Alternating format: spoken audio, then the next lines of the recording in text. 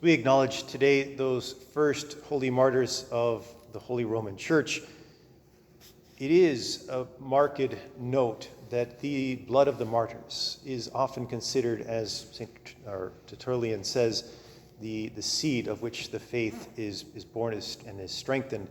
It is their witness which has given a rise to the church in all of its glory in so many ways, proclaiming Christ to the world. And yet it is also very easy to look upon the loss of those lives, the loss of any of those lives. The first martyrs of the Holy Roman Church were the martyrdom of the innocents after the birth of Jesus, the martyrdom of any of these witnesses of Christ, and to see it as a tragedy, as a loss, and indeed in many ways it is. And in this case, again, the church in Rome is still in its very early years. The apostles, Peter and Paul, they go there, they minister to a church that is just learning its ways, that is beginning and spreading that message of Jesus Christ, that good news of salvation in him to the world. And so many of those lives, so many of those first Christians are cut short, are violently and brutally executed.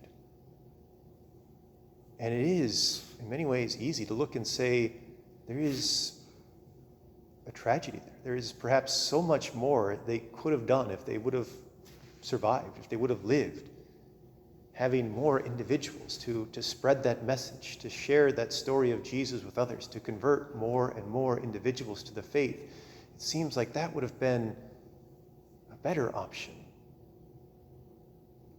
And yet today, and every time we celebrate the martyrs, we are reminded that we do not always see the big picture. We do not always see in the way that God sees. And he can see something greater.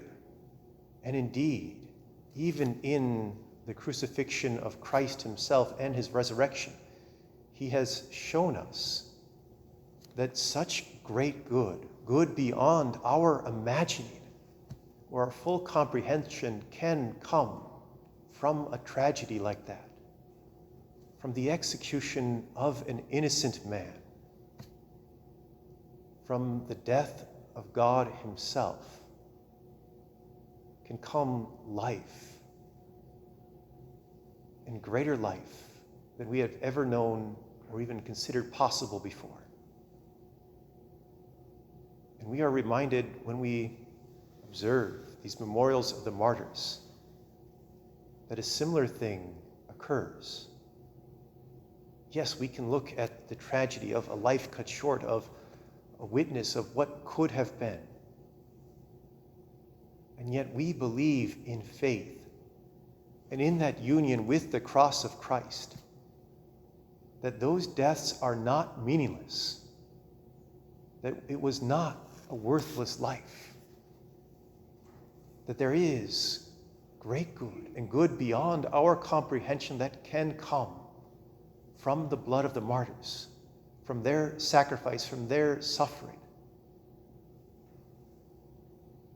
to prop up that church, to be that strength, make that ground fertile for the seed of faith to grow. And today, as we have this last scheduled Mass here at St. Catherine, there might be a temptation to say the same kind of thing, that it was a lot of useless toil spent to try to keep the church open, or all of that money that was put into building a church, or to supporting it, or these activities and actions.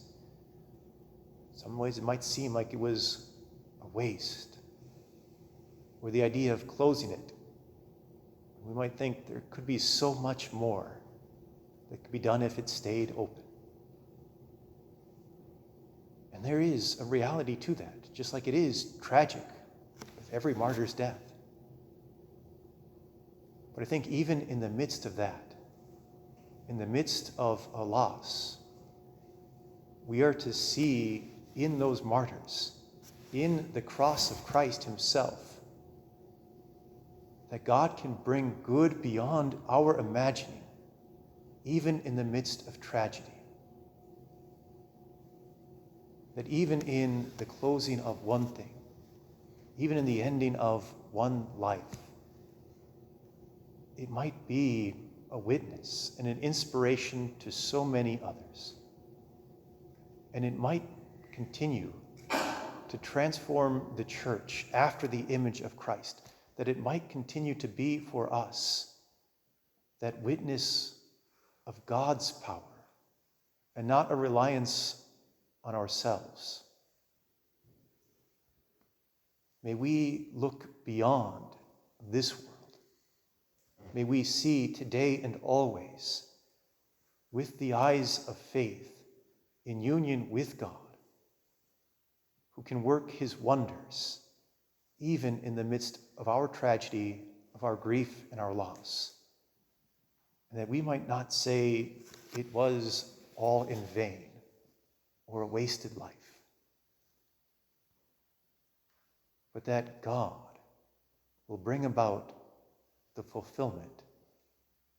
He will bring that seed to fruition, and he will bring good beyond our imagining.